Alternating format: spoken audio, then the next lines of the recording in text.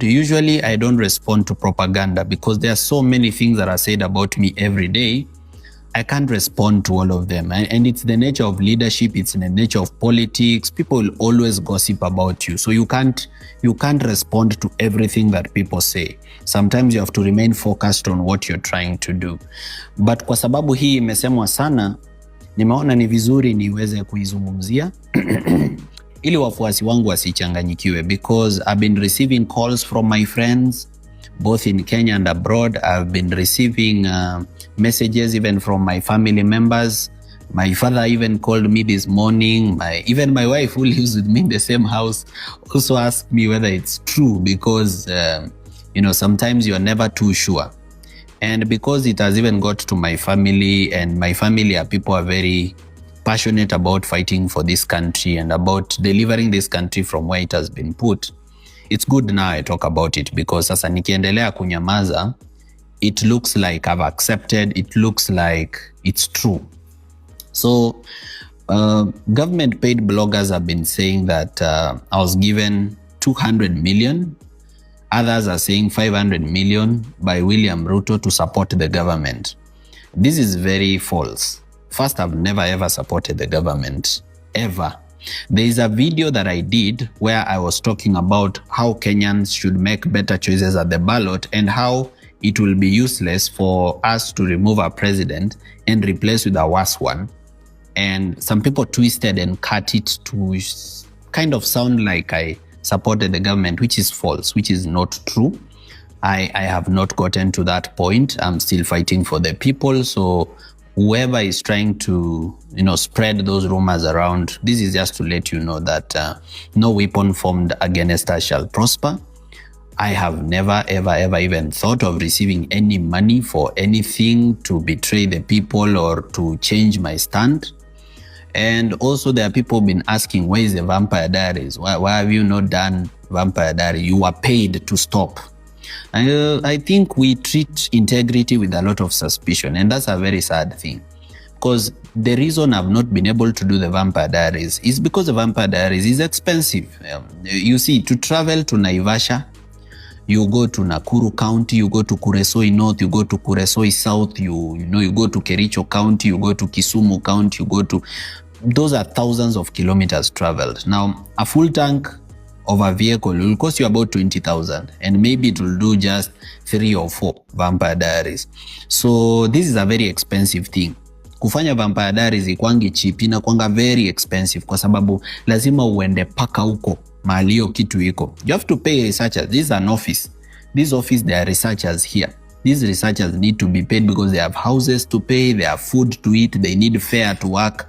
For these people to be able to do that research, waweze kuwapea hiyo data yenye ni very accurate na yenye si ya uongo, they need to be paid. Or at least they need to be sustained. So that's why I've not been able to do it, because again, we consume propaganda about us raising funds for civic education. So then we ran out of finances to do the Vampire Diaries. So right now, I can only do what I can afford. Labda nikipata tu biashara mahali ama sales zikuwe mzuri, nikuwe niko na kakitu ama mtu anisort mahali kitu ama deni yenye alikuwa nayo ya kitambo, nikiwa niko na fuel, I can go and do the Vampire Diaries. But wakati sina, I can't do it. Okay, because politics is very expensive, and I told you that. Even accountability is very expensive. That's why zile offices inafanya accountability kama Auditor General's Office, Parliamentary Accounts Committee, they have a very big budget for that accountability. Because this is not something cheap. It's something very expensive to do. But all said and done, I just want everybody to know that I've never received any money. I've never met first William Ruto.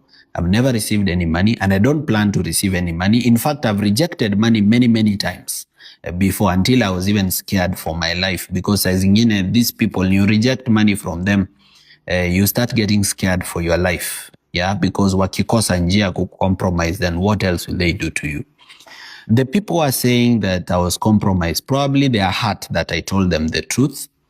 And the truth is that we cannot be coming together just to remove Ruto. That's not an agenda. We cannot be united in hate. Hate is not a vision.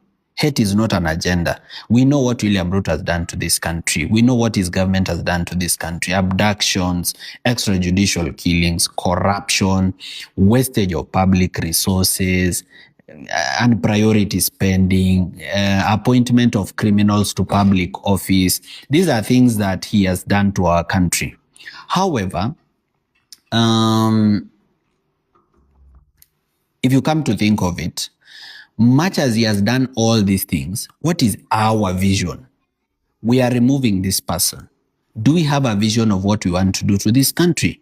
What is our policy on education? What is our policy on healthcare? What is our policy on corruption? Don't just say, toa Ruto kwanza, tutafikiria baadaye. Hatutafikiria baadaye, because the way government works is that when you are removing Ruto, he is immediately replaced by someone. If you didn't think through who is this you're replacing Ruto with, you would have put another Ruto 5 years in office. So si ati kutakuwa na nafasi ya kufikiria, si ati tutatoa Ruto alafu tupewe time kama Wakenya tufikirie kama 2 months ama 3 months ni nani tunataka. No, it's Ruto is removed immediately. There's never a vacancy in the office of the president. Hakuna hata siku moja ama 2 hours yenye office of the president inaweza kuwa vacant.